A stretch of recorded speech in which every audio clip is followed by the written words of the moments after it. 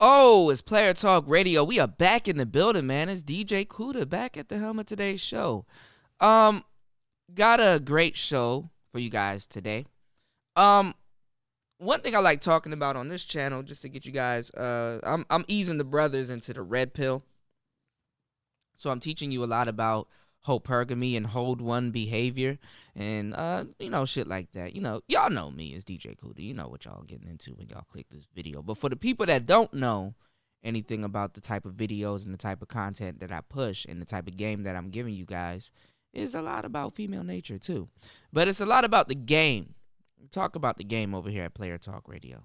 Um I asked you guys on one of the shows, I'm not sure which show it was, to look up reverse hypergamy. I had a video that I did back in the day called reverse hypergamy, and before I came up with the word hypergamy and hold one behavior, um, I didn't know there was a couple of videos on reverse hypergamy also. So what I'm gonna do here is give you guys a compilation about hypergamy. Now, let's talk about hypergamy just for a tad bit before we get into today's show.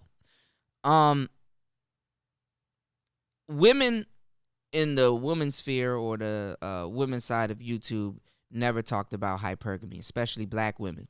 And black women, in a lot of cases, when you run up on them, just black women. Okay, I think if you get on the internet and start looking some of this shit up, or looking up some of these words, a lot of women know about it. There's a group of women that I'm not giving credit about it, but you have to understand. Even I'm talking to this group of women also, so I'm gonna do this broad stroke. Uh, they don't know anything about hypergamy. The average black woman you walk up on and she doesn't know anything about hypergamy. And fellas, when they know this, when they figure out this word, or get used to this word, or get into the understanding of this word, usually when women go to look for anything on femininity, they get furloughed, and they get policed and bust. Like they get trafficked for a better word, like shit. They get trafficked into feminist propaganda. Like, there is really hard for women nowadays to find out anything about femininity or on femininity without getting trafficked into like this pseudo feminist agenda. And the pseudo part, the mental gymnastics, the aikido, the karate that they get put into when they're learning about their own femininity, is like, it's they call it education. You understand what I'm saying? She's practicing she's practicing feminism in the form of karate, but she doesn't understand that it's education. Well, she thinks it's education when she's not being educated. When women go look for information to become feminine, they get sold a half truth. And they get sold so much on this half truth in today's age, and even yesterday's age, and just learning about femininity. They get sold on a half truth. And when you encounter these women, they're pseudo feminists, and they're telling you about one half of the truth. When you get this red pill and this red eye vision, you understand the other half of the truth that she doesn't want to adhere to. She wants to stay on the other side of the truth. Remember, I tell you, it's dualism. Anyway, we'll talk about that later on in today's podcast.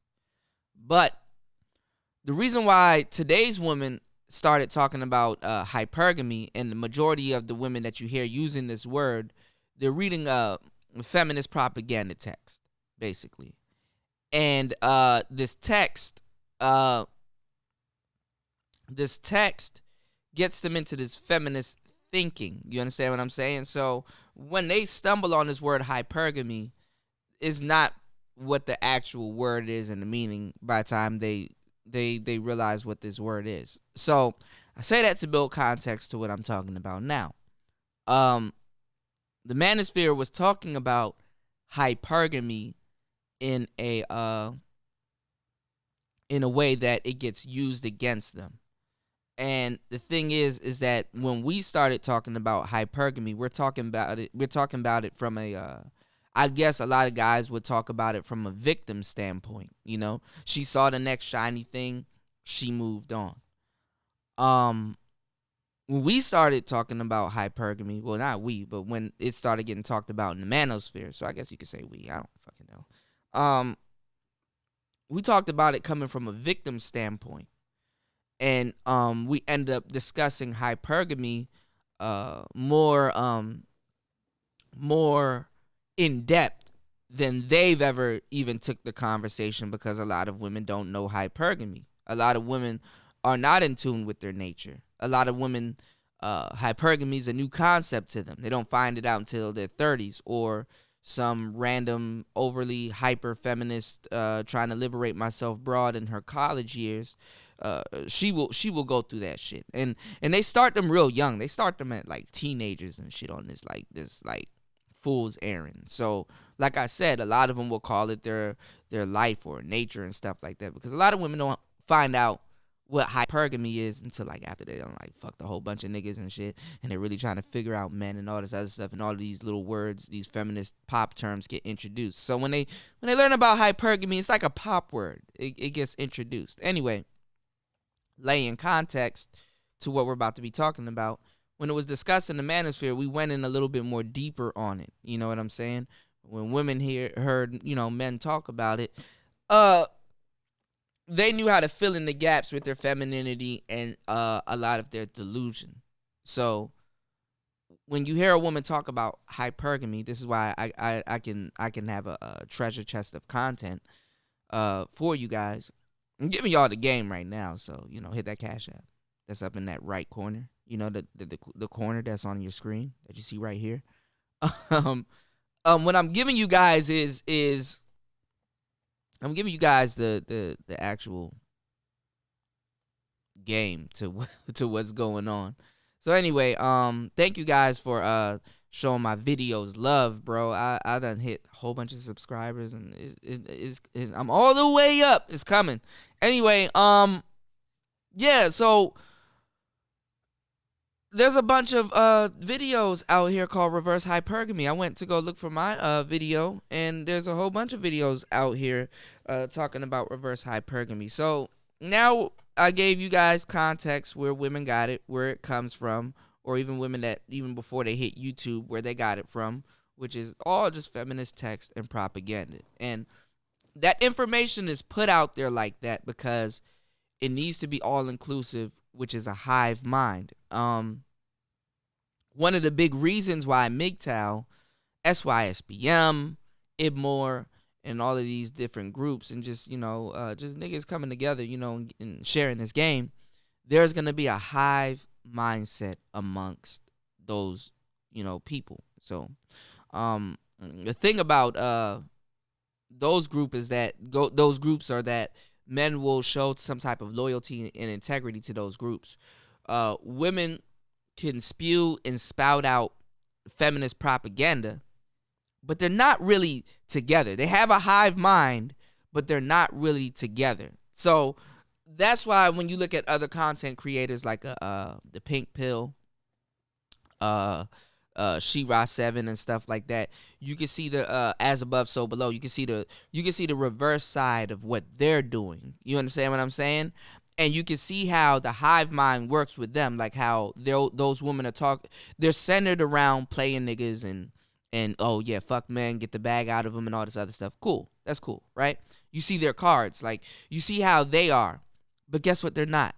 They're not together. All they know is that they're gonna be playing niggas and doing all this other shit, but they're not together. There is no BWIGTOW. You know what I'm saying? There is a BWIGTOW. But but they don't call it BWIGTOW. You know what I'm saying? Black women going their own way. They're not calling it that. They just spew out information, which is knowledge that's passed around the hive mindset. But there is no togetherness, and that's how we could tell you guys about the sisterhood of failure. There really is no togetherness. So they're taking this false information and running off with that. Cool. So if you really want to understand real hypergamy and stuff like that, and hear the more in-depth definitions, come over to the Manosphere and definitely come to Player Talk Radio. Anyway, I sat up here going on a rant and a tangent. We're 10 minutes in. So let's get into this video. There's this guy out here. He only has 394 subscribers. Cool. It's the smaller channels where you're going to find real information. It's not real information, not really the popular channel. Anyway, I guess Jay Michaels, his name is Jay Michaels. You can go over to his channel and subscribe. He's a MGTOW. Let's hear his version on hypergamy and how to use it against them. That's another thing, fellas. When we talk about the game, and your SMV and like other different things that you can use to attract women, is because the hypergamy and what women are talking about isn't really hypergamy. It's still the same old bullshit. It's whole shit and some more shit. That's why I call it hypergamy. It nowadays is easier to use against them more than ever. It's easier to use their own hypergamous nature against them, you know what I'm saying, more than ever, because the thing is it's subjective. If it's not what it is, it's subjective.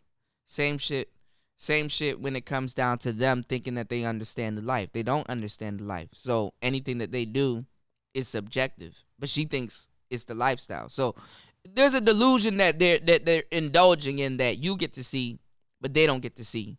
But it's not your fault because they're the ones that's on that journey. So it has nothing to do with you. You're just a character in whatever she thinks she got going on. And they're the ones that got to live it out. They're the ones that got to watch the bullshit play out. So anyway, let's see what he talks about when it comes to hypergamy. He said, use it against them. MGTOW. And I just want to talk about hypergamy. And see, we have to know that by nature, just women are hypergamous. You know what I mean? There's nothing to get mad about. I believe that, in if a woman is, the only way a woman can be, truly in check in her hypergamy here in the United States is if she's in a form of religion that monitors her hypergamy. That's true. You know what I mean? Like Islam monitors their hypergamy. It keeps it in check, because they know that if they cheat on their husband, if they do some bullshit, they're gonna look bad in the community. And so, but my thing is this, like, why do I have to get a religious chick for her? Like she needs religion to be a good girl. Like, she just can't be a good person because she's a good person. She has to be in that religion. I don't like that.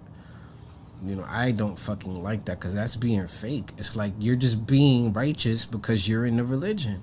Meaning, if we take like Elijah Muhammad said, the Honorable Elijah Muhammad, from the nation, he said that, he told Malcolm, he said something about Job, that God put the hedge on him, and as long as the hedge was on, God's protection was on Job was gonna be a good old boy. But when God took the hedge off, he's like, well, let's see if you're still gonna be good, right? So that's like the same thing that's going on with women. You get these Jehovah's Witnesses chicks, and a lot of them are bad, especially if you live here in New York. I mean, they got some bad chocolate bunny Pekin Rican looking motherfuckers. They looking good, nigga. You know what I'm talking about? So they got some bad chicks over there. I ain't going front. But gentlemen, listen. Why should a chick have to be in a religion for them to be good old girls? Like, for what? That means if that's the only reason, you just cannot be a good person and be faithful and then just be with a man because he's a good guy and you know that he's gonna protect and provide for you because, out of love for you and because he genuinely likes the person you are. That's a fairy tale. If you're looking at that, like, you're praying, you're hoping, nigga, you lost your motherfucking mind, nigga. Shit. Now, I'm telling you right now, You never marry a chick. You never marry a chick. This is not the time, and I've said it, and I will keep saying it again. You never fucking marry them. Me personally, I'm not scared to say it to no bitch. I let her know straight up and down, I'm not marrying you at all. So I don't give a fuck if you like it or not. I gives a fuck. And if I even entertained, which I'm not, but if I entertained the idea of wanting to have a kid with a chick, well, guess what? I'm gonna have a kid with her, and that's it. And I'm not marrying her. I'm just not doing that. Right? Because now you trapping me. Now, if things go sour, which they always do, child support, I could probably deal with that. But dealing with alimony, let's say you're well-to-do. Let's say, you got your money up, and then now she's coming for your shit. And now, why is this a factor? Because a hypergamous woman is a married woman. Message. Now you worked all those years hard, and then now she's taking half of your shit. Like, yo, like, that's sad, bro. And I don't want to be in that position, bro. Like you're helpless. Like, and the courts show no fucking mercy, and the bitches don't care what they do. They never call the dogs off. They sick them on you. They're the ones sicking the dogs on you.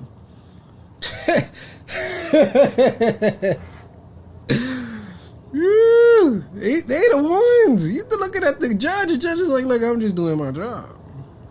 Right? Hold on. We can get this simple. Yeah, bless you, man.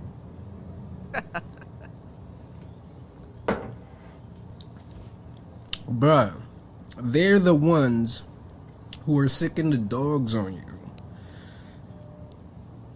You petitioning the court, you trying to play games with the court, you trying to get a lawyer. Bro, she's the one that can sick them on you and call them off on you. So if you need to be petitioning anybody, you need to be petitioning a bitch. Cause she the one sick the dogs on your ass. She let the bloodhounds loose on you, the little good old boys. She like, get them, boy. You know what I'm saying? Like, yo, listen, man. Y'all gonna learn the hard way. A lot of y'all motherfuckers be in y'all feelings. Y'all gotta get out y'all feelings. You know what I mean? Me, I'm never in my feelings. Get out your feelings. I let a bitch know quick, like, it's over with. I'm not getting married. That's it. I'm tired. If I get tired of a chick, I let her know right away, like, bitch, I'm tired of you. You know what I mean? Like, I'm tired of your presence. She got to go, And I don't give a fuck about it, So female hypergamy, gentlemen, is it's simple. Like LFA, I was just watching this video. He said that, it's you're 18, you're living at your mom's house, and maybe you meet your high school sweetheart, and then y'all are in love. There's no reason for her to leave you. She could, y'all both the same age. So she has no reason to try to request a better lifestyle from you. Y'all are just young, enjoying life. But guess what? She leaves you for that 25, 26-year-old that he got a UPS job. He has his own car, and he got his own little apartment. Nothing too flashy, but he's a little bit older than you. So he has more than you. So women are always looking at like, oh, well, he's a high-value male because they think greater is more. They think greater is more. You know what I'm saying? And that's what I'm saying, fellas. It gets subjective because him having a car, yeah, he can get you around. But nigga, you can lose a car in like 2 months. It only takes 2 months for you to lose a car, and you right back at square one. Because he has something that my high school sweetheart doesn't. Miss a couple of them payments and see what happened to your ass. Have. So I'm gonna go after him, but I tell women all the time is that doesn't make him a high value male just because he has a job. When that 18-year-old could get the same job, get the same apartment, get the same car. This is a capitalistic lifestyle. This is an advanced lifestyle. So you're not alpha because you got earning potential. You're not an alpha because you have a car. You're not really an alpha because you got a fucking an apartment, a house. That does not make you alpha. Really, that dude could be a straight bitch. He could be a straight folding ass pussy bitch. He could be a motherfucker that if you even like act like you gonna smack him, he'll get on the floor and be like, don't hit me. You know, like, yo, they be some real bitch made ass niggas. So it's like, women don't get that. And then also a lot of things that women don't get, they don't know their own nature, so they don't know what to look for in a high value. Instead of looking for the real, what really matters, that a man has integrity, he's honest. You know what I mean? He's about his word. He's caring. He's giving. You know what I mean? He's a protector, provider. They don't look at that. They look at the superficial things. They're looking at what the nigga got. But guess what? Whatever this motherfucker got, and I told my sister before, I was like, yo, maybe that nigga just got. The nigga may have just hit the numbers. Maybe he just got fucking lawsuit money. But you thinking that this nigga is a made nigga, that he's a real alpha, a real man that is about his shit. This nigga never had a job in his life. This nigga, he probably just hit some money. Family hooked him up, set him up good. Like, yo, and then y'all get mad when y'all get with dude and find out that he not really about that life, yo. You get mad at him. When you can't get mad at him, you gotta get mad at yourself for being stupid. For believing in the perception that he had something when he didn't have shit. When we know material things ain't shit. The real thing that makes up a man is his integrity, his honor, his courage, the ability that he ain't scared of shit. He's out there working for his shit. You know what I mean? With integrity, and he has his morals intact. He won't sacrifice his morals for shit. That's the guy that women should be looking for, but they don't even care to hear this shit. They don't give a fuck, bro. Like, so you can't give a fuck because they don't give a fuck. That's why we don't give a fuck. And women actually, well, you just a bitter nigga. You just, no, I'm not. I don't care because y'all don't care. Why am I going to care when y'all don't care?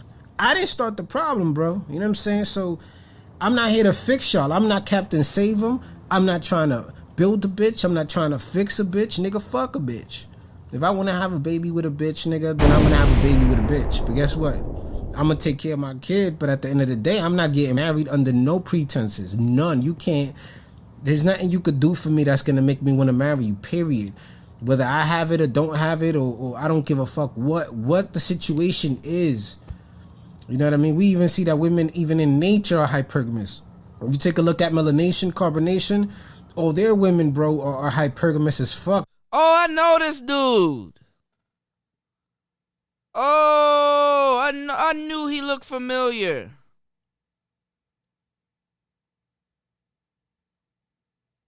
He was talking about carbonation. Remember I told y'all about Nature Boy and stuff on that show? I remember him from that series. He been around for a minute. I remember him. Shit. Let me see if I can get him on the show.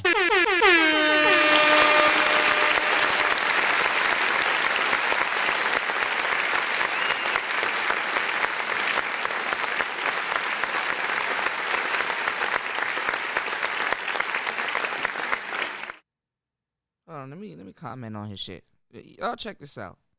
I know him.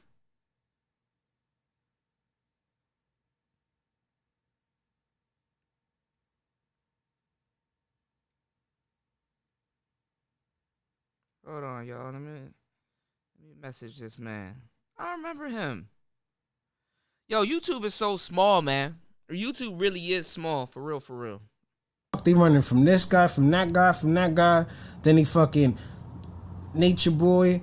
Then they leave Nature Boy and go back to the other nigga, and then they go back to Babylon, and that shit is a fucking it's like a fucking sitcom now, man. That shit is mad drama, always drama over there. There's more drama there than in Babylon that I seen, bro. You know, they got more drama in their life than I got in my life. That's correct, and I'm in Babylon. So, bro, come on, man. You know, women are gonna be the way they are either way. You can't get mad at it. Use the hypergamy against them. So if you see a chick that looks real bad and you've been wanting to get at her for a while, bro, let her think everything. Let her think that.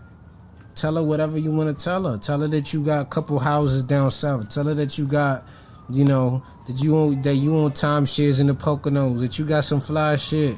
And if you got a nice car and you got the little Benz, tell her that you got the Lex, and you got more cars. They just laid up. You know what I mean? I'll make up a story. I'll be like, this ain't my only car.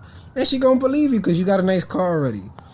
You know, and if you got a nice condo, you can lie and be like, I got timeshares here, and I got this house I own, and I got a house on the hills out in Cali. Bro, I'll gas it up. And that bitch will be mad open, give you all the pussy, and then you could hit her with some friendship. You be like, yo, listen, man, I like you, but, I'm going places in life, and, I just don't think you're built to go those places. You know what I'm saying? Just let her go. And she gonna be tight, but you be like, yo, well, yeah, man.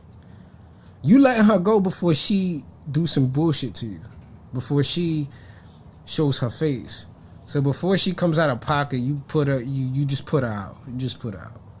You know what I mean? And if, like I said, if you see a chick that you really think that you want to have a baby with, because you want to have a kid, not because you really care about her like that, then have a kid with her, cool. Because women do it to us all the time. They know they're not gonna be with you forever, but they're like, yo, I really want a son, and this guy they do it all the time. This is what they've been doing. That's why no kids now.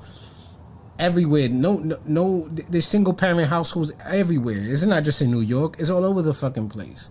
So, bro, if you want to have a baby, go have a baby. If that's what you really want, if you're like, man, I've always wanted a son, I always wanted a daughter, man, and it's weighing on you, go pick the one that you think. But listen, I tell gentlemen all the time, like O'Shea said, like O'Shea be saying, if you're a 10, right, in looks or in a situation, whatever the case is, you do not get a bitch that's a 10. Go get one of these. Yeah, you gotta get a 9 bitches. or an 8. Go get a basic bitch and have a baby with her. 9 times out of 10, you gotta get a 9 or an 8 like that. So you gotta make sure that motherfucker make you look good. Shit, fuck that shit. You a representation of me, bitch. I up your SMV. You gotta get a 9 or an 8, fellas. If she tries to pull some nigga shit on you, it's gonna be easy for you to finagle the courts and finagle her from attacking you legally. So just get a basic bitch, bro. Just get a chick that's... I better understand how them numbers work. Them 6s and 7s hang out with 5s and 4s to look like 8s and 9s. You dig? Come on, man. It's like a fucking 6. You know what I mean? Like, she's not ugly, but she's not fucking, she's not Mariah Carey. You know what I'm saying?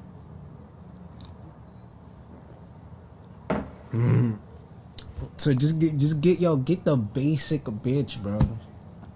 Like, if there's an office setting, get the one that's like not the least desirable, but the one above the least desirable one. Get that, like that one. So like they always got that ugly girl in the office. You don't get her, cause 9 times out of 10, the fact that she's that ugly puts her like her game might be, yo, these ugly chicks will get you, son. I'm letting y'all niggas know. Get the one that's above the ugly one. Not the popular bitch. Go get the one that's just above. That's just the basic chick. She's regular degular. She doesn't really dress up like that. You could tell she got a little ass. She got a little something. You know what I mean? But it ain't nothing crazy. It ain't nothing that people is sweating over. It ain't nothing that niggas is gunning for. You get her. Give her a baby. But you never give no chick like how I'm not gonna say no names because I hate mentioning celebrities, but get a chick.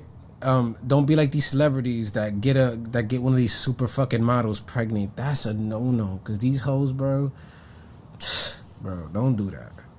I'll kick one of y'all niggas ass. Don't ever do that. I would never give one of those chicks a baby, and I would never even fuck them raw. That's facts.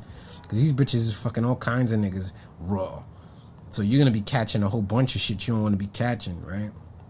So that's my point. Like that's how I see it. You know what I mean? That fuck with that basic bitch. That basic bitch, that's the one who you need to be. That needs to be wifey. Like, you know what I mean? That needs to be your baby mama, the regular degular chick. You know what I mean? She's not super educated. She's not undereducated. She's not too much. She's not too little. She's just She's just a little over. She like a 6.5. Like, that's the best one, bro. Don't even get the 7.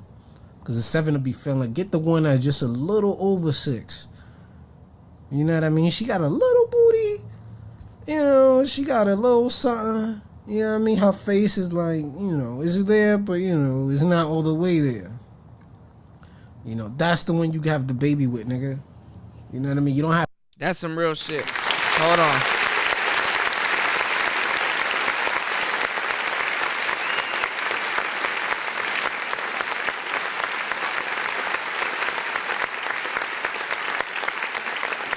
Shouts to my boy Jay Michaels, man. I remember him. From back in the day.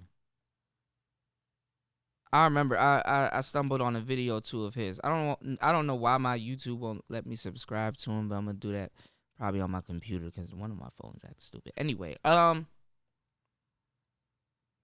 let's see. There's another video out here by Square Peg, and he has a joint on reverse hypergamy. We're just studying. You know what I'm saying? This is study. What study is this? I think this is study 7. Study 7. So, anyway, let's get this game in. He says, is hypergamy just reverse hypergamy? So let's look at let's look at what he got to say. Square Peg.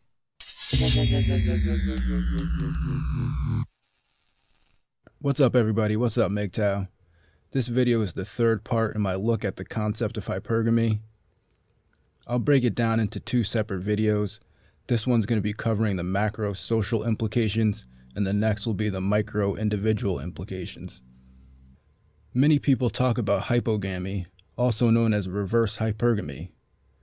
While at the face value these 2 concepts might bear a semblance to each other, there are also some stark differences which play out in historical evolution in society today. One can say that if man had been put through the rock tumbler of history, women have been dragged along in a burlap sack, and in the West, that sack has been replaced with silk sheets and plush feather deckers. So if we look at this graph here, it represents the movement of humanity through the ages. Also take into consideration there are ages of transition between the ages. In the pre-hunter-gatherer period, basically a male controlled his territory, and the females within that area were protected and provided for by the male and the resources in his territory. This interaction between the male and the female was the formation of society. In between the hunter-gatherer age and the agrarian age, the populations of humans grew and specialized tasks developed. This demarks the first massive change in men. Whilst females remain desired for hip-to-waist ratios and symmetrical features, men's ability to directly dominate females is mitigated by socialization, dividing men's primary protection and provision tasks amongst the tribe, and by dividing men into the warrior and builder classes. Then the specialization of men was divided even sharper, moving towards the industrial age. Okay, so what he has here, fellas, is a breakdown chart. So he has women, fertility, society, men / provider. Okay, and he has hunter gatherer and agrarian hunter gatherer / agrarian, fertility, protector, society, provider, man. Industrial, fertility, protection, man, society, provision, and he has automated, which is fertility, woman, man, society, protector / provider. So, okay. So, talking more about protector and provider. First of all, providing is usually money. Protecting is usually sometimes money, but it can be reduced to physicality, okay? So, yeah. Their class was divided into working and managerial classes. All the while, women have been static in their psychological development. Men had to develop many different skills and traits due to natural selection and cultural Darwinism. Right. Women, for the most part, were buffered from these natural and cultural selection processes through men in society. Throughout this whole process, all women have had to do was be able to determine which man or group of men could offer them the best deal in exchange for reproductive access. Now, as we are transitioning into the post-industrial automated age, disruptive technology is poised to render humans useless for the most part. And while men, adept men at least, have been evolving to react to these transitions of environmental change, this is the first evolutionary bottleneck in which women need to change psychologically in a drastic, substantial way due to the fact that men now have automated and technological options for reproduction. And in general, it just doesn't seem as though they grasp this concept or are willing to make any monumental changes in their mating patterns, even with the obvious evidence that intellect and not so much strength will be needed in the future. Even in the face of being replaced by artificial wombs and robots, women seem confident that men want to see their tits and asses so much, men would never take such an obvious and reliable choice. If men are ultimately looking for fertility and children to pass their legacy onto, the option of artificial wombs and surrogacy will become more and more appealing to resourceful men in the future. Because of course you really can't stop progress. As for those with a more traditional or naturalist tent, I would suggest that they stop ignoring the men's right movement and actual socio-evolutionary implications of making the society favor women so much. Keep the pussy worship in the bedroom if that's your thing. So in conclusion, women won't do anything unless you force them, no pun. And Western society has become a little too don't ask, don't tell for its own good. That's true. Women's inability to take society and men seriously is going to end badly for them in the long run, Right. as men are developing along with the age and women are being left behind. It's just going to be funny when the line changes from where have all the good men gone to why are all the good men clones. Anyway, have a good day and go MGTOW. That's some real shit, man. Hey, man, go subscribe to Square Peg, man.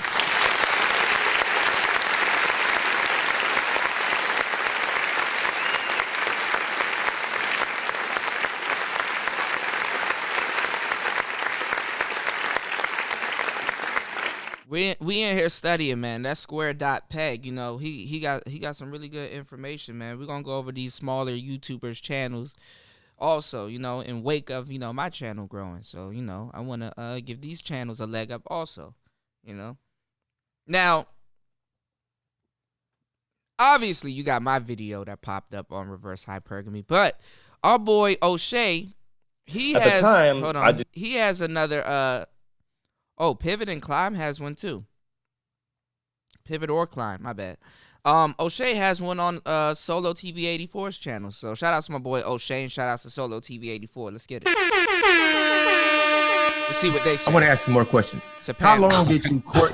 And how my boy Xanatos is here. Oh, hold on. did you Everybody court here. your missus before you married her? How long was your learning process? 'Cause I know you went in to get married. I'm pretty sure, right? in LAR movie. Kind of, sort of. So what happened was, we dated for about a year, but see, like I was explaining before, when a Japanese woman really likes you, she's gonna let you know where she's at. So when we actually decided to get married, it kind of went like this. We were on the phone. She said, yeah, so you're gonna come to Japan and you're gonna come here on such and such date and such time, and then we're gonna get married here in this church, and then blah blah blah whoopie scoop.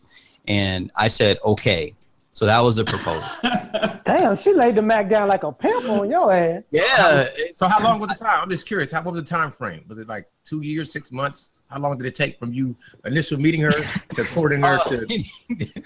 Not long, about a year. But see, that's what happens though. When brothers go over there, or you know, they get involved in like serious relationships over there with those girls, man, they don't waste time. Like I have a couple of buddies that still live in Japan, and they ended up married with children in like a year and a half or so, give or take. I mean, this is. So let me ask another question. 'Cause this is, you know, just It's an arrangement. Interesting. So economically, do you think that your wife was That's what that shit is. at all detrimental on your lifestyle? I know she's an asset. That's not what I'm asking. Not at all. Well, Like, okay, like since it's us brothers in the room, this is gonna sound messed up, but it's in a way it's almost like reverse hypergamy. So her family is actually a samurai family, so they've got like, you know, like ancestral land, and they're like a few steps away. They're like about 20 minutes away from the castle. So the way it worked in the old days, you had the castle and then all the families lived around it. So the closer you were to the castle, the more important your family was.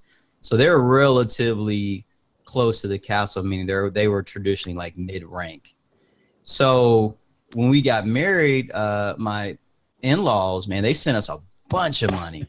And you know, when it was time for us to buy a house, they got wind of it, and I had came to the table with a couple of grand, and they ended up sending her like a whole bunch of a couple $1,000s, and so we went in on the down payment. Man, payment super low, interest rate super low.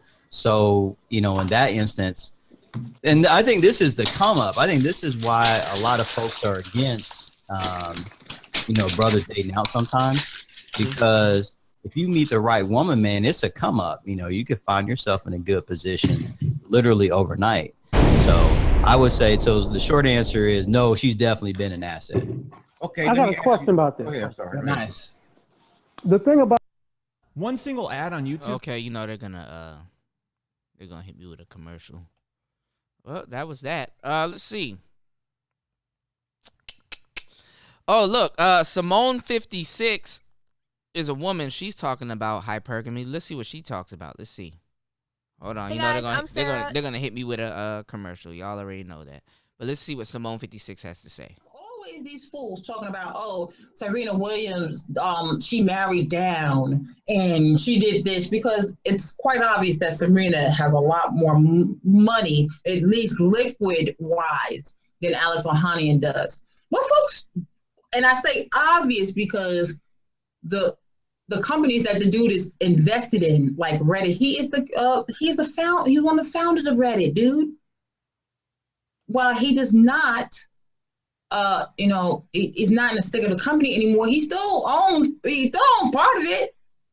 He's off doing other things. Oh, so what she's talking about is reverse hypergamy. Black women told to date down, which is, I wouldn't say it is reverse hypergamy.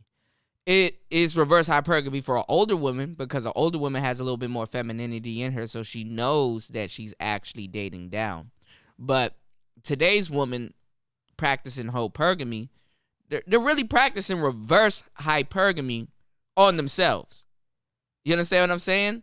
But they're so ignorant to the fact that what they're doing is they just see themselves practicing hypergamy. They just see the word hypergamy and they're like, okay, well, I'm practicing hypergamy. But they fail to realize that there's types of hypergamy, which is hilarious. So what they're doing right now is what I call hypergamy. He's off giving Google talks and, you know, being a freaking humanitarian. I mean, and really, if you've never seen Alexis Ohanian talk just about business and how he's a highly intelligent man and very, I can see why Serena fell for him, because you can sense the heart in him as he talks about things. Like if you go and watch his Google talks on just about anything, you'll see it. And I can see why she fell for the nerd, you know, because, you know, those black girls don't like nerds, and we don't like those nerdy guys. We don't like them. Mm-hmm. We don't go for them. Mm-hmm. But the folks that continue to say that this is not a lesson in hypergamy, mm-hmm. First of all, I know they don't understand economics, number one. And number two, while Ohanian is a listed worth of about $4 million, for me, once you get past the $1 million threshold, you're kind of in the same stratosphere. Now, of course, billionaires, that's another thing altogether, because to be quite honest with you, who else is out here being a billionaire? Who else is out here doing that? Mm-hmm. So if you are a billionaire and you decide to marry somebody who has, I don't know, 30, 40 mil, is that marrying down? No, because once you've passed a certain threshold of wealth, you're kind of in the same stratosphere. So, and of course there are slight differences, but there's not a big difference there. So this is what hypergamy is about. For marrying folks that are on your level or higher. Mm-hmm. This is what this has always been about. And it's better for the woman, it's better for the man, it's better for everybody to know that they have these things in mind. And while Alex Ohanian may right now be worth just $4 million, the earnings potential of that dude is off the charts. So I need people to really stop it. Yeah, black people don't understand hypergamy. They don't understand much about economics, group economics, cooperation, or any of those things that really matter. But that's another topic. My girl, and she drinking the Starbucks. I'm drinking some Starbucks too. My girl, she telling y'all the truth. Simone 56, man, go subscribe to her. Together. So, if you know a nerd, get to know a nerd. And you know what? A lot of nerds are good looking. In my book, anyway. They're good looking. You know? And I'm sorry, having over $1 million makes everyone good looking. Come on now. Get your money up and maybe. Okay, I know everybody can't be a millionaire, but look. Do what you gotta do. Be a man that takes care of your business. That's all a woman ever wants. So, as far as hypergamy in the black community, black women, and I see this quite often, we're taught to give a brother a chance. We are taught to purposely seek after the men that are lower echelon, and we don't go after men that have reached our level of success or higher. Now, that, of course, takes being realistic, of course. All right, 111 says, Alexis Ohanian is not living in his mama's basement. Exactly. All right, Alexis Ohanian is doing what he got to do. He's an enterprising man. And I don't see how any woman, just hearing the man talk, I'm like, oh, Serena, I see it, girl. I see why. And Esmeralda, you bring up a great point. Hypergamy exists for the men, but it's discouraged for black women. In the black community, we have a role reversal going on here. Hypergamy is something that women have traditionally participated in, but in the black community, we see hypergamy almost in a reverse way when it comes to black men. And I'm glad that I can actually. This is the first sister that I've ever stumbled upon that is actually talking about this shit real, because she's telling you the truth. Chloe and all these other girls, Chrissy, She-Ra 7, all these other girls. If you're a woman and you listening to this, you're listening to some real shit. She's telling you the truth. All of that other shit is high class self-delusion. This woman is telling you the truth. I know what type of conversation she gonna get into, because now we can really talk. It's Study 7. Let's get it. It's Player Talk Radio. Them three that you mentioned, Pia, them the three I'm gonna bring into this conversation. The folks like Jordan Sparks and Jill Scott and Mary J. Blige. This is a breath of fresh air right here. And Wendy Williams and Monique. I like her. Other black women who are marrying dudes. They're black, but they're not on their level, straight up. Now, would I have a particular problem if you married a black dude that was on your level and doing what you had to do or higher? No, I wouldn't have a problem with it, to be quite honest. Now, this girl is a strong 6. She's a strong 6. But to me, with this knowledge, she became a nice 7, okay? She has on her little workout gear. Simone 56, she's like an older woman. She's a strong 6. But with this knowledge, to me, she became a nice 7. And let me tell you why I say this. All right? And the reason why I bring these numbers into it. If you niggas really want the game, look for the game to come from a 7 or a 6 or a successful, beautiful girl. But usually when the woman is beautiful and her looks fucks up the rest of it. So really look for this game to come from a 7 or a 6. Average women are dealing with more men than a lot of the dimes, and or at just as much. Okay, they're either the same or better. Average women deal with more men just as much as the dimes, if not more. Okay, you see this dynamic happen all the time. When you're in the club, you like, damn, that bitch cute. Damn, she in VIP. Damn, she might be around a whole bunch of bitches. Let me go holler at this little joint over here on the dance floor with the titties and shit. See what she hitting on. She should be lucky I'm talking to her type shit. That type. So what I'm saying is that, you know what I'm saying? Those girls get just as much traffic, if not more. So when they're telling you some shit, you really want to listen and soak up the game that they're telling you, because they're dealing with the majority of men. Even if you get this type of information from a beautiful woman, a lot of times her vanity is what makes her psych herself out or have a variation of the game. You understand what I'm saying? But she doesn't give you the real shit. These average bitches, they really don't have shit to lose. So you're going to get the real shit once they buckle down and start talking about that real shit. And this woman, I sense she has a lot of femininity in her to even have this real conversation. And this is the language. This is what is missing from women because they're not in tune with their femininity.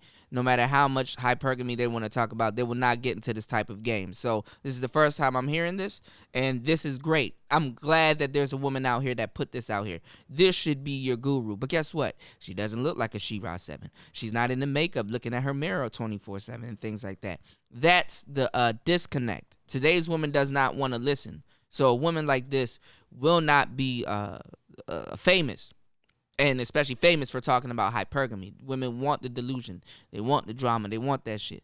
So here's the real take on hypergamy. And if you're over here at Player Talk Radio, you get a chance to listen to this.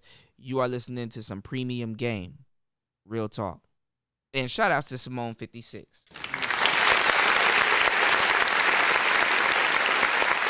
I like the direction she gonna go in. I know she about to go in.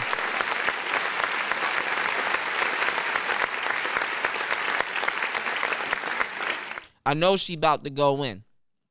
Because this is how we go in when we talk about this shit, man. Really, really get hip to the game. It's Player Talk Radio. Everybody doesn't have my preferences, so it is what it is. But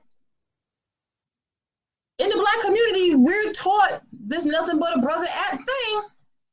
And we have to face some realities about Black men. And once Black men get to a certain status, they're practicing hypergamy in another way.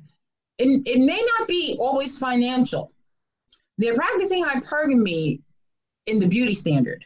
They're practicing hypergamy in seeking after the woman who they believe matches their economic status. And sorry to tell you, Black women, it's not the Black woman that they have in mind. Okay? It's really, really sad. But this is the reality of the thing. So it's not the Black woman that they have in mind. They have the phenotype of the woman that looks as close to European as possible in mind. So these Black men are practicing that kind of hypergamy in that way.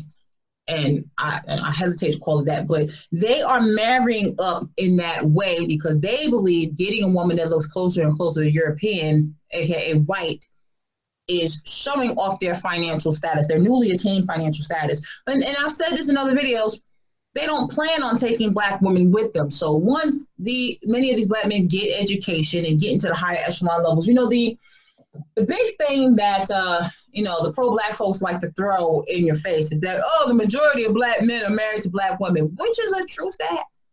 It's a very true stat. The majority of Black men that are married to Black women. However, when you start looking at demographics as you get higher in the echelons of financial, that changes.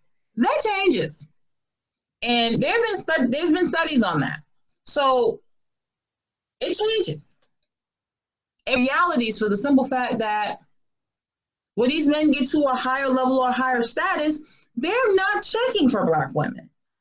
And it's not because anything's wrong with you, Black woman. It's because of what they have in mind about what that type of woman they should have and be on their arm will be once they've attained a certain level of status.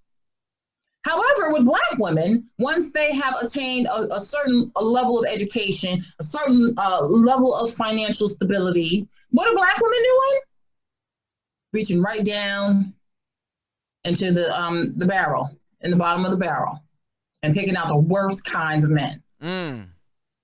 Like last week, we talked about Jill Scott and this Dobson dude that she married. Bottom of the barrel. Bottom of the barrel. And rumor has it, allegedly, that one of his ex-girlfriends is saying that the dude was gay. I'm just saying, rumor has it. I ain't one to go there. That for me. But we're taught to reach for the bottom of the barrel. We're taught that any black man, as long as he's black, will do. He doesn't have to provide. He doesn't have to protect. He doesn't have to do that. And I keep telling folks, and folks in our, in our YouTube sphere, keep telling y'all that nobody wants a wretched thing. Kendall St. Charles said this is so true. Nobody wants a wretched thing. Nobody wants a woman who they struggled with. Nobody wants a woman who babies them and has to take care of them. It is by proxy emasculating a man. And he's not going to stick with you. You might have him for a few years while he's struggling and broke. But once he has attained a certain level of status, he is going to go. He's going to be out of here. Okay?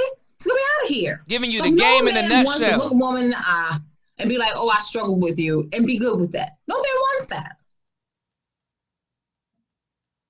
So, it just doesn't make any sense. And we got to come to another reality as black women in the black community. We're outdoing our men financially. We are. We're outdoing them financially. And mixed with all the different factors here, we have to start making some choices. I don't want to hear you talk about hypergamy and you're still advocating for black women to just date inside the race. I don't want to hear that, because a certain YouTuber is sitting here talking about hypergamy, but doesn't want to face the reality and the facts about the financial status of black men in the community. You can't do that. You sound ridiculous talking about that, but then getting on folks like me with, snide comments and remarks talking about, these swirling girls, this, that, and the third. You sound stupid. You sound dumb. She pretty.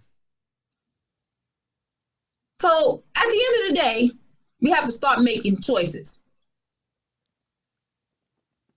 And I'm sure it's some real shit that we're going to hear a lot more about these folks like Monique. You already know what Monique is putting up with her open marriage and all this other stuff. You already know, and Jordan Sparks was this guy. What is his name?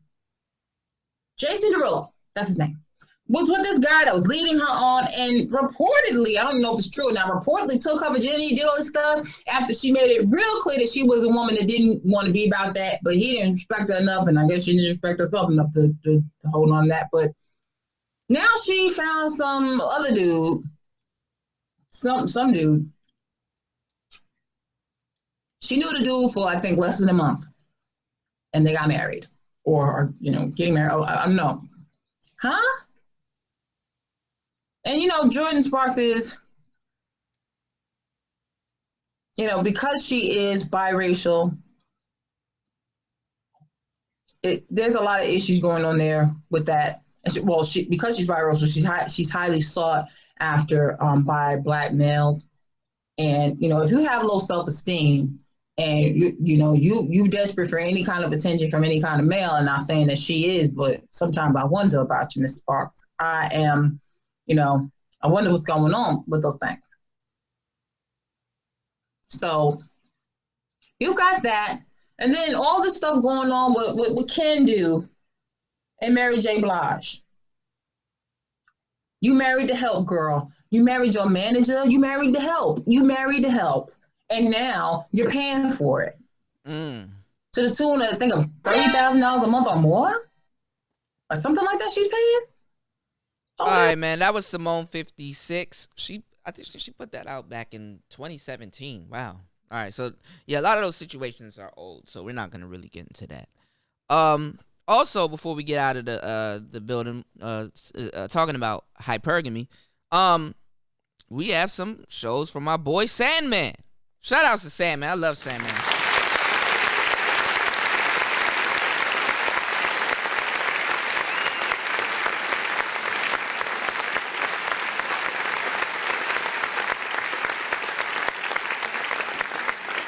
So if this YouTube shit goes down, follow me on BitChute. Let's get into Sandman. He had a show on reversing hypergamy 5 years ago, and then we're going to share something that he had 2 years ago, and then we're going to get out of the building. That's enough studying for today. Let's get it. Hi everyone, Sandman here. Today's video is brought to you by a donation from the YouTube user known as Howard Rourke. And this is what he has to say. Hi Sandman, I have a question for you. Why not use the enemy's weapon, hypergamy, against them? My plan is to find a woman with many times more net worth than myself and marry her. And if all goes well, I stay, or else I get divorced and will be compensated for my troubles. Is there anything that can go wrong with my logic? Thanks for your work. Well, thanks for your question, Howard. First of all, hypergamy isn't really a weapon. It's more like a subconscious drive to find a man with resources or status for a woman. Remember, hypergamy isn't always about money either. What you have to question is the motives of this crazy unicorn or woman that basically has high net worth. Have you ever met a woman like this before? Has she shown interest in you? Until you find her and start talking to her, this is all a bunch of hypothetical mumbo-jumbo. As if by some crazy fluke, lately I've been thinking the same thing to a certain extent, and I've been talking to someone over the last few weeks that probably fits the bill of the person that you're looking for. She most likely makes double the income that I do, but I'm pretty sure that her net worth isn't near mine. But she's the same age as me as well, 36, and probably wants to focus on having a family, perhaps even tomorrow, so the danger signs are going off in my head. She might also have baby rabies, and is doing a great job at hiding this fact. Also, she's from Asia, and she's not white. So I'm the big white devil that potentially brings status to her, as she's embracing the Western way of life. And the fact that she worked her way up in the corporate ranks and navigated her way through the land of the cocky alpha males means that if she has any character flaws, then she's pretty good at covering them up. Howard, if you meet a woman that makes a lot of money at a high-paying career, chances are she knows how to hide her character flaws extremely well. Also, you have to think rationally. Why would a woman like that go after you? If you're an ordinary average male, it probably won't happen. The only men that I've successfully seen get women way above their financial status are men that can woo a woman. One guy is an Elvis impersonator, and the other is a Tom Jones impersonator. And they're both successful with women because they have their own swagger. When they're out with their girlfriends, they get hit on by other women, which often cements in the minds of their partners that their man is a desirable one. And they haven't made any sacrifices with regards to keeping those power women in their lives. Another thing to remember is that finding a woman with high net worth is even tougher than finding a woman with a high salary. There are tons of women out there that make good money, but they spend most of it, if not all of it. You might have to look outside your ethnic circle if you're a white man like myself. And at that point, you might have to deal with cultural baggage from her background, as well as religious differences. And although people from other cultures respect whites, they often hate us at the same time. It's a weird sort of love-hate relationship with people from European descent. That's true. And with regards to my own life, I've known many women that actually made more money than their husbands when they married them. And then 3 to 5 years later, the men were making more than their wives. Their wives used their social connections and status to create opportunities for their new husbands. So even though the relationship started out with a sizable advantage for the less wealthy male, he usually ends up working much harder than ever to live up to his wife's expectations. If you're going to go from being a red pill man to a blue pill man, then in some ways there are advantages to becoming this guy I'm describing. Now remember, this was before... Hold on. Reaching for shit in my office. This was before the purple pill came into play. Because this wealthy woman you describe may push you to excel in your life, instead of just coasting along and being a bum. There's nothing wrong with eating cheese doodles and playing PlayStation for the rest of your days. But if a woman like this tries to groom you into a wealthy, hard-working man, then take advantage of this if this is the type of thing that you're into. But build your connections outside of the relationship and use them to your advantage later on if the relationship falls apart. And don't simply look at the net worth that she has as a possible trophy, but look at the social circles and business partnerships that her social status opens up to you. Those may be even more lucrative than you think. Also, what makes you think this woman with higher net worth isn't going to basically want a prenup? Now, this goes back to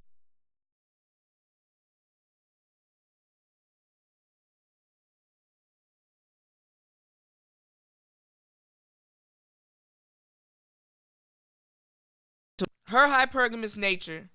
In a lot of cases, sometimes you are the you are the upgrade.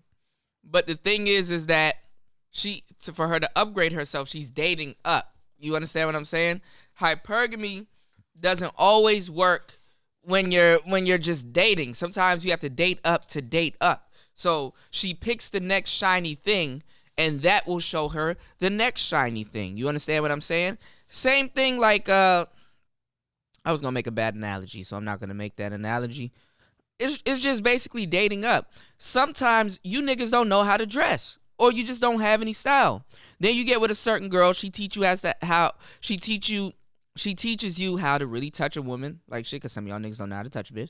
She teaches you how to. She probably freaks you out. Anyway, she teaches you certain things that you can use on the next woman, and that's practicing hypergamy basically. A lot of you niggas get a chance to practice hypergamy, especially if you're black, because like I said, there's 2 million more women than you. So that should be a cakewalk. That should be a breeze for you. So if she can teach you how to dress, then the next bitch like how you dress. Then now sometimes you unlock the door to get the type of women that you want. You know what I'm saying? And you probably leave your bitch. And now don't get mad at me saying that, but they do that all the time with niggas. You understand what I'm saying? That's why they call it hypergamy. So, I think I talked about this and I touched on it on my show about reverse hypergamy. I'm just playing other people's show, so it'll compel you to go look for my show, and maybe I can fill you in. Anyway, so what he's saying is that when you get with these type of women, you're dating up also, which is true. There is male hypergamy. And you know what I'm saying? And the thing is that when you upgrade, let's say you date a woman that got status in a radio station and you just happen to do music. Now you have a woman that can pass your mixtape around or whatever, or just say, oh, your boyfriend does music. Can I hear some of his stuff? And you hear some of your stuff. Damn, that shit crazy. Now you on. Then you date a Kardashian. Let me stop. Let me stop. All right, let's get back into the Sandman. We just talking shit. What makes you think that her family is going to accept a man of lower net worth and status? Usually women with more wealth that I've met in the past got it from their families. So they're expecting that at the very least you have just as much as she does, or that your family has just as much as hers. And the best case scenario in my book is that you meet someone like this that you're describing, marry her, and after you get divorced, you get about 50% of her money. And if this woman earned her net worth on her own, then be prepared to be a more pussy-whipped man than the 90% of men that are out there. I've met shadows of men that were married to these uber-wealthy independent women. Men like this often end up schlepping around her bags when she goes on vacation. And guys like this are looked down upon by society, even if they're making $1 less than she does. And remember that women that make their own fortunes on their own consider themselves to be real independent women.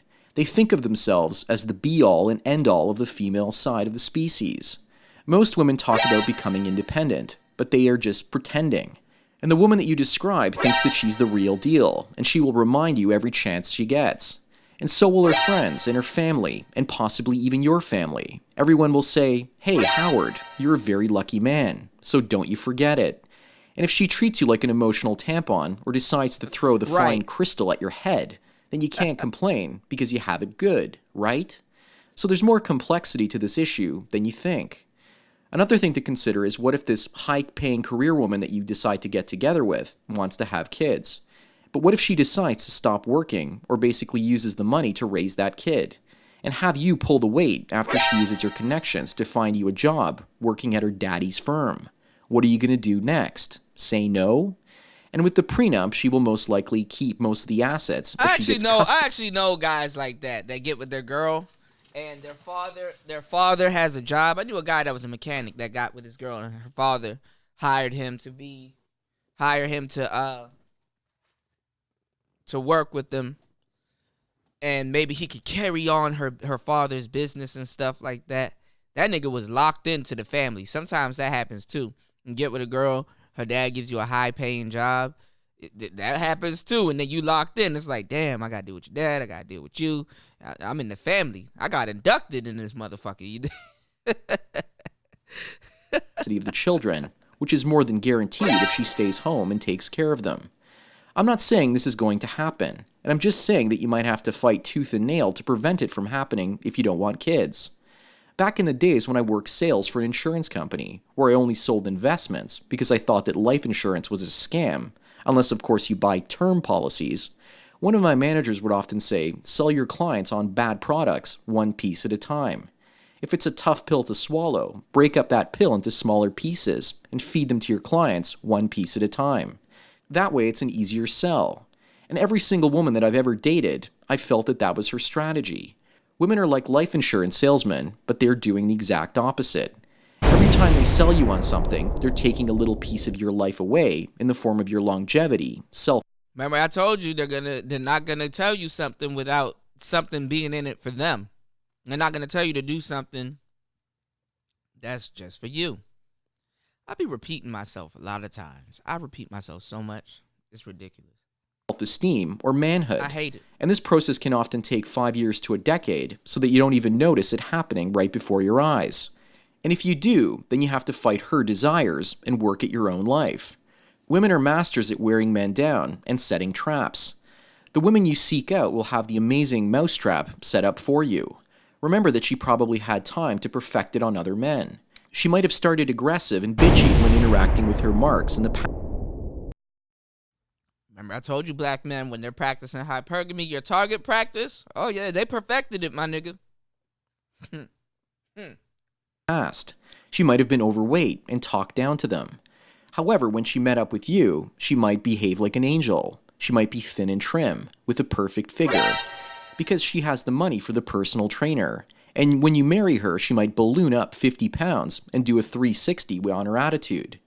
You, of course, have the option to leave. But I believe she'll keep up that act for many years, the years required to break down your personality and your character. She will keep it up as long as she believes that there's a chance of you leaving the relationship. One way I used to throw off the female partners in my life in the past was basically the attitude that I gave them. They wanted to know on an almost daily basis that I wasn't going anywhere and that I loved them. But at the same time, they were wise because they knew in my life that I was only ever dumped by one woman, and that was a 2-month fling in high school. And then I left all the other women in my life because they weren't acceptable to me. Everybody has different standards. My ex-girlfriends were usually afraid of behaving in a way that would basically have me shut my love down for them. But once they felt they had me and I wasn't going anywhere, then they started treating me like shit. Howard, if you're going down towards the path of blue pill blues, then make sure you understand all of these points. And a wealthy woman will feel that you, as a less wealthy man, has less of a right to complain about your own desires than ever. And she may treat you like you've already been married 2 to 5 years early in the relationship, nagging you and pestering you all the time. Now I want to ask everyone else what they think about myself talking to a woman that makes double my current income. I haven't met up with her in person, but I've spoken to her over the phone over the last few weeks. And surprisingly, she allowed me to speak about myself more than she's been speaking about herself. No doubt gathering information and constantly fact-checking what I have to say to make sure that I'm not lying to her. Even when I say something that can possibly be misconstrued and basically have a double meaning, she jumps on it and basically tries to verify the facts about my life and tries to corroborate everything I say. And the first few times I spoke to her, there were a couple points in the conversation where she appeared mildly annoyed, and then she backed off when I got upset. I just get the idea that she wants me to open up so that she can read my personality and assess my weaknesses and strengths. And the one card that I hold close to my chest is that I understand women now, and that I'm not capable of loving them anymore because I choose to understand them instead. But I still know how to make them think. There's a saying that goes, you can love a woman or you can understand them, but you can't do both.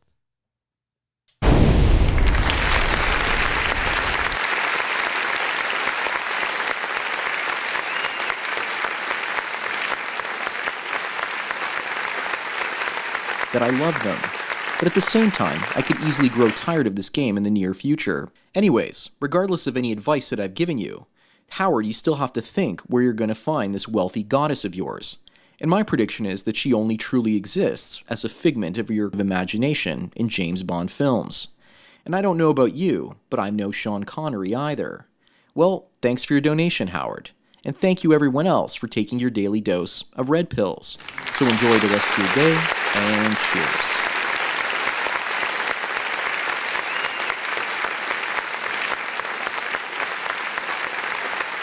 All right. Let's see if we got room for one more. We got room for one more. That was a really good one from Sandman. He used to go in on his shows. Damn, me and Solo got the same exact name for our show, Reverse Hypergamy. All right, let's see another show Sandman did 10 years.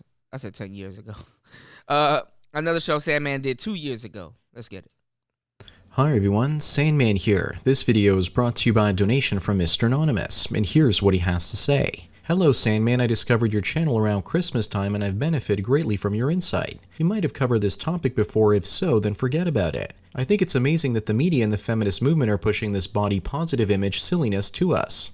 They expect us to carry abs, lats, and intercostals into our 60s, and then they try to foist off their hog beasts on us. Like, because hypergamy, right? I'm also sending you a link to a recent article about a plus-size model posing in swimwear to send a powerful message. Well, Mr. Anonymous, thanks for the donation and your desire for me to talk about double standards when it comes to male and female bodies. It's not your imagination that men have been encouraged and expected to work out more in the last 20 years and become more metrosexual and look after themselves more than ever. While at the same time, women have been encouraged by the fat acceptance and body positivity movement to let themselves go like obese hot air balloons, except they won't float, instead they'll sink. Although I might be wrong on that because women have been getting so fat that their buoyancy has been increasing, so in at least one way, feminists are unsinkable. There are unrealistic beauty standards being thrust upon men by the corporations out there trying to get men to feel insecure about their bodies and therefore spend more money on their appearance. But when it comes to women, they've been fighting back against the so-called beauty myth, as many feminists call it, and they're revolting against it while at the same time becoming revolting themselves. Men are also becoming metrosexuals with perfectly groomed beards. Yet at the same time, the beauty standards for women there are actually being thrown out the window, and there's a fat woman standing next to that window waiting to eat them. But in all seriousness, I've actually touched upon this issue many times before. It used to be true that if a good-looking guy dates an overweight woman with very few options for men, then she's far less likely to leave him for another man. But as more women in our society blimp up, fat becomes relative. If other women around her get fat and fat acceptance becomes, well, acceptable, then odds are that she's going to have more options to monkey branch. Just today I was at the mall and saw a guy in his late 50s or early 60s with a 50-year-old blob sitting next to him. I would have said hello, but her double chin had a double chin, and she probably couldn't speak, and I of course don't actually know how to communicate using sign language for land whales. The guy didn't actually look all that happy. But I guess at his age he's pretty much lucky to orbit her like the moon. If enough women become overweight, then men will have no choice but to accept the fatties. At least that's what the fatties are hoping for. In the black communities out there, black women are generally more rotund, and the men still keep coming, no pun intended. I'm guessing that the ladies of lighter complexions are actually thinking that they too can pull off a similar coup that the black ladies did before. I mean, black men were the first ones to go their own way, and only now is the Caucasian male catching up as well. So it makes sense that the Caucasian ladies are following in the footsteps of black ladies. Except instead of brightly dyed nails, they're instead dyeing their hair to look like a cockatoo. The modern feminist woman looks like a fat pigeon with purple punk hair. Just because you look like a bird doesn't mean you can fly, honey. Women believe that women's own group preference will mean that someday all women will look like Big Bird, and men will have no choice but to keep working on themselves only to be granted access to a vag they literally have to mine for to get access to. As for the article you sent me, Mr. Anonymous, it's all about social engineering. The fatties are hoping that if they can get enough men to read and watch the mainstream media, they too will be able to socially condition men to accept them. Ironically though, the mainstream media is dying, thank God. Otherwise, more men would believe that land whales are healthy as broccoli. But the reality is that fat women are as healthy as getting hit in the head with a poo-poo platter. After she's devoured the contents on it, of course. So why is this happening and what are the consequences? I see this as something I want to classify as reverse hypergamy. Recently, I was listening to a turd-flinging monkey video, and also a different guy sent me a request video to make a video about women choosing to be losers instead of guys with a plan.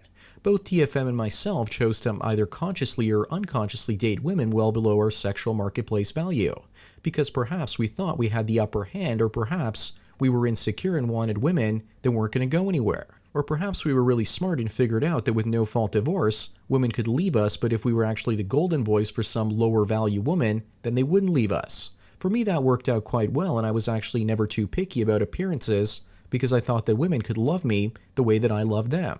Well, I guess I was wrong about that, and I didn't realize that my partners were probably just frustrated they couldn't do any better than me. So now people in our society are promoting this idea that women with lower sexual marketplace values are worth more than ever.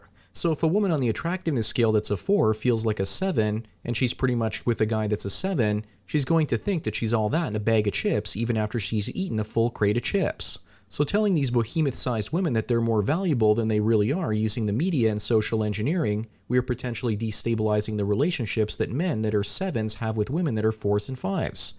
Wow, okay. Huh.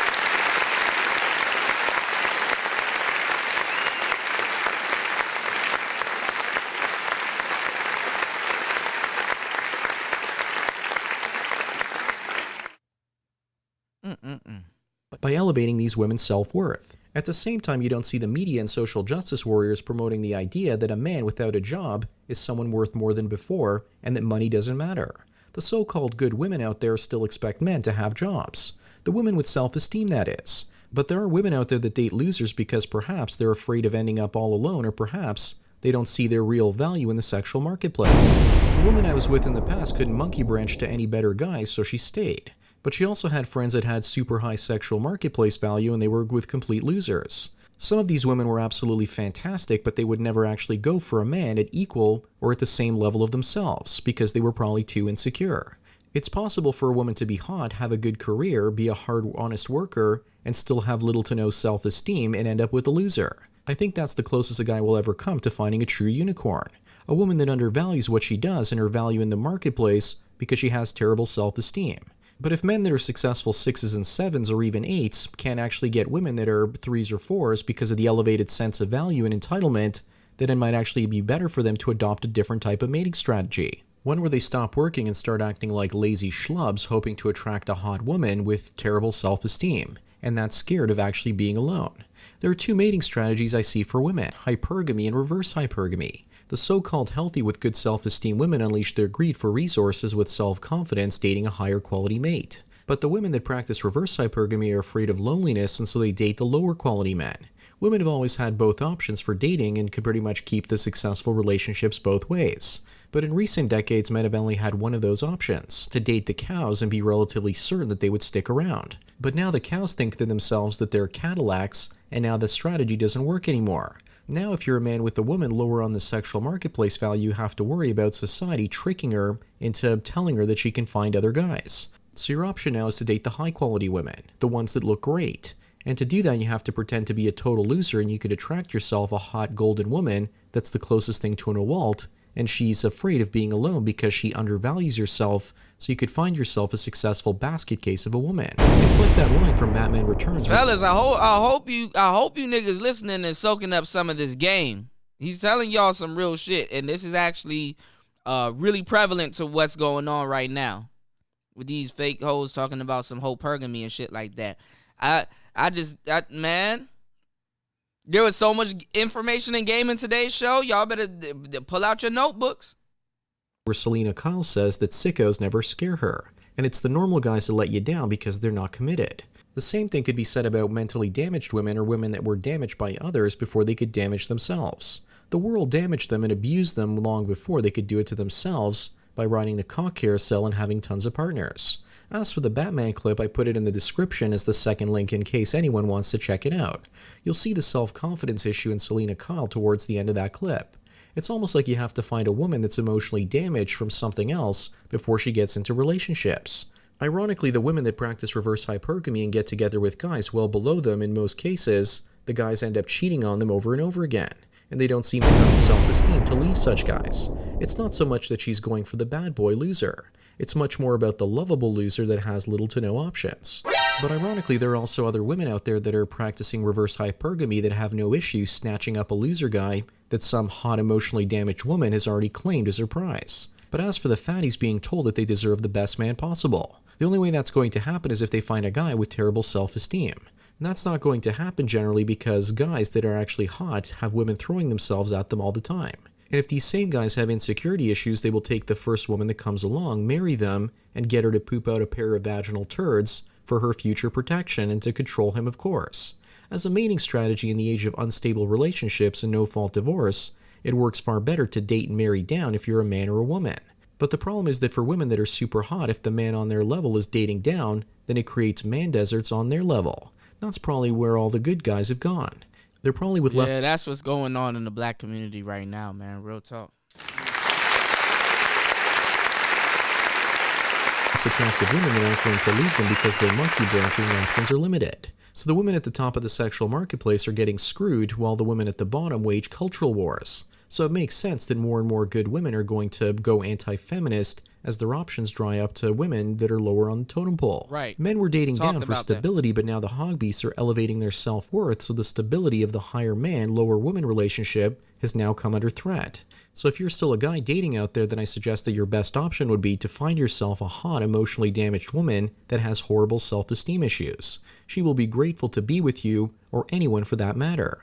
But if you seem too good to be true, she might actually pass you by, so protect yourself as being a lovable loser. This video, I believe, has some really big breakthroughs. I think it has the same spirit of the early MGTOW videos from the golden age, where there were breakthroughs in seeing female nature on a daily or weekly basis. Yes. I believe the reverse hypergamy is a big piece of that puzzle because it explains why many women do the opposite of hypergamy.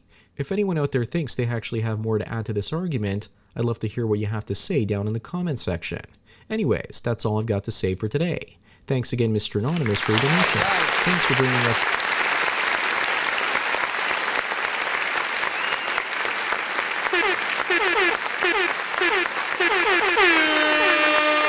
Shout outs to the Sandman. All right, y'all. I got a date to go on, so I gotta go to this spot real quick. We're gonna be back tonight. This weekend, I'm gonna be sharing the show that I should have done on Thanksgiving. We're gonna go a little bit more on hypergamy and hold one behavior. We got a critique show from my boy BGS Idmore. So shout outs to BGS Idmore.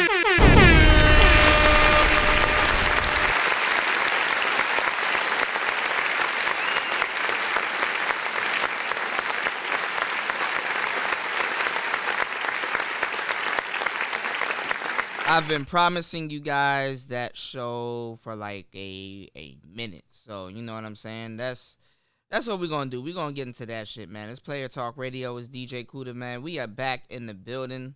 We out. It's Player Talk Radio. Let's go.